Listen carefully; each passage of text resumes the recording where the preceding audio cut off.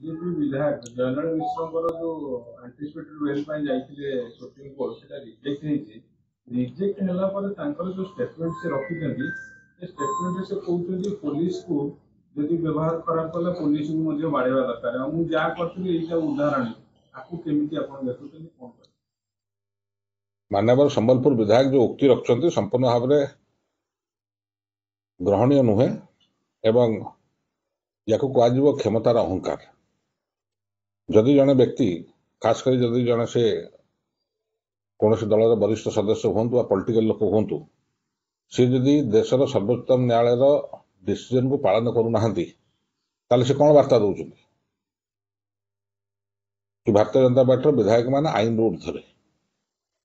ये वैधानिक प्रश्न माननीय मुख्यमंत्री को पचार चाहिए कि जी गृहमंत्री आईन समस्त सामान ओडिशा रे ना भारतीय जनता पार्टी सदस्य मानकर मंत्री विधायक मानकर एवं कर्मकर्ता एवं आमर सर्वोच्चतम प्रथम नागरिक राज्यर राज्यपाल पुओ याद ऊर्ध्वे।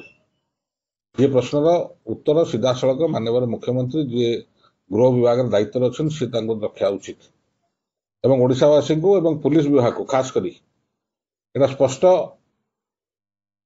गोटे डायरेक्शन दिवा उचित एवं मंतव्य आधार एकांत आवश्यक ये कि ओडिशावासी जानिया दरकार कि आईन समस्त सामान ना भारतीय जनता पार्टी कर्मकर्ता समर्थक यार ऊर्ध्वे। जदि जहाँ विधायक संबलपुर जो उक्ति रखुच्च ताकू जदि सरकार अनुसरण करती ताले पुलिस विभाग को यहाँ आपण परोक्ष कहते कि भारतीय जनता पार्टी कौन सदस्य को चाहे विधायक हूँ कर्मी हूँ जी हूँ ना कहीं आपण प्रोटेक्शन दिंतु। अर्थात आईन श्रृंखला विपर्यस्त जदि काली ओडिशा हुए तापर एकमात्र दायी जदि किए हे सी हम माननीय ओडिशा मुख्यमंत्री श्री मोहन महाजी जेहेतु सी गृह विभाग दायित्व अच्छा एवं जो पुलिस विगत सरकार छोट छोट कथार तार आईनगत कार्यानुष्ठान करुला सी नीरव कौन पाए।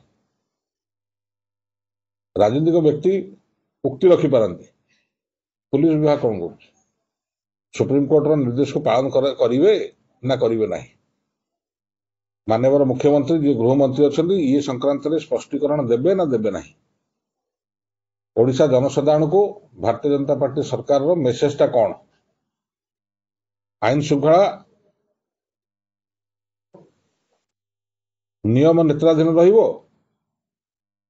सर्वोच्चतम न्यायालय नेत्राधीन रहिबो कि पॉलिटिकल लोकंकर इच्छाधीन हम ये सब हूँ वैधानिक प्रश्न।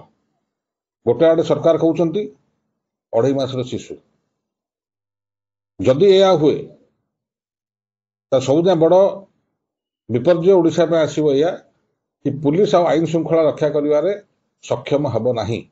आईन श्रृंखला आउरी विपर्यस्त हब आईन को बा पुलिस को बा सरकार को कहीं डरवे ना। आटा स्पष्ट मेसेज जीव कि ब्राह्मण को माकड़ माइले दोष नहीं।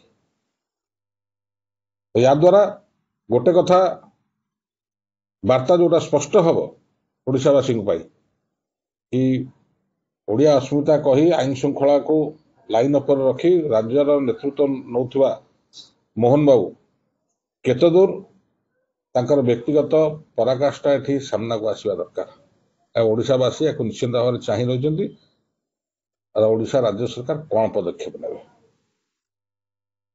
धन्यवाद।